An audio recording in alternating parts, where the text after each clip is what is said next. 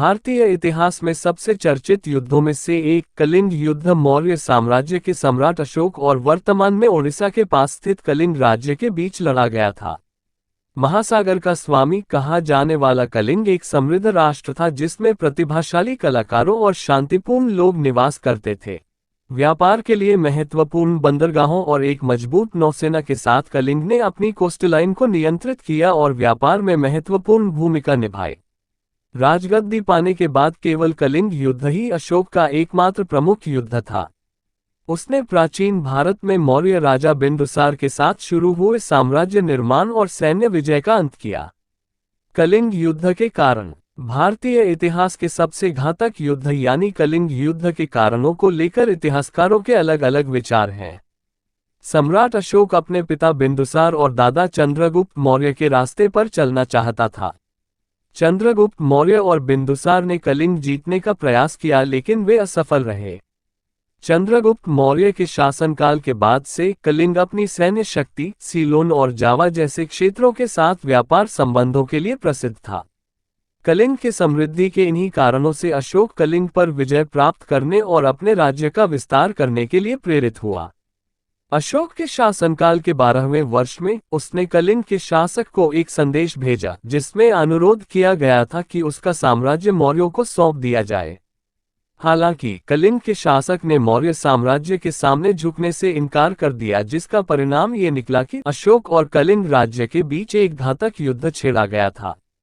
इस युद्ध में कलिंग के लोगों ने मौर्य सेना के खिलाफ एक बहादुर लड़ाई लड़ी। देखते ही देखते समृद्ध कलिंग युद्ध के मैदान में तब्दील हो गया।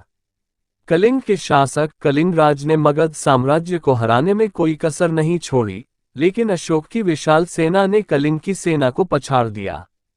माना जाता है कि कलिंग के सैनिक अंतिम सांस तक डटे रहे और जीत के करीब थे। हालांकि अशोक और उसके लोगों ने उन पर काबू पा लिया और युद्ध में विजयी हुए। कलिंग युद्ध के परिणाम। इतिहास के इस भयावह युद्ध में अशोक की जीत तो हुई पर बड़े पैमाने पर जान माल का नुकसान भी हुआ। युद्ध में 1 लाख सैनिक मारे गए और कलिंग के 1,50,000 सैनिकों को राजा अशोक ने पकड़ लिया, जिनकी बाद में मृत्यु हो गई। अशोक ने कलिंग पर विजय प्राप्त किया और कलिंग को मगध साम्राज्य का 5वां प्रांत बना लिया। कलिंग युद्ध दुनिया का एकमात्र युद्ध था जहां विजेता ने अपनी तलवार छोड़ दी और कभी युद्ध न करने का फैसला लिया।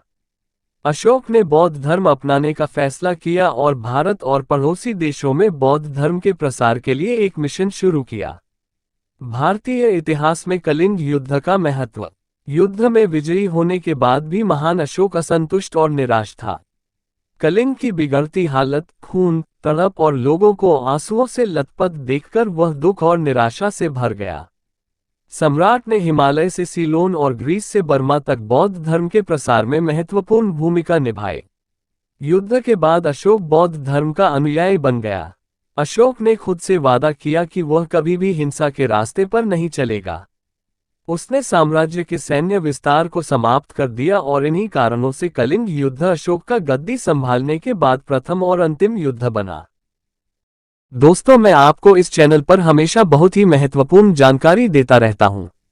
कृपया चैनल को सब्सक्राइब करें, हर वीडियो को लाइक और शेयर करें।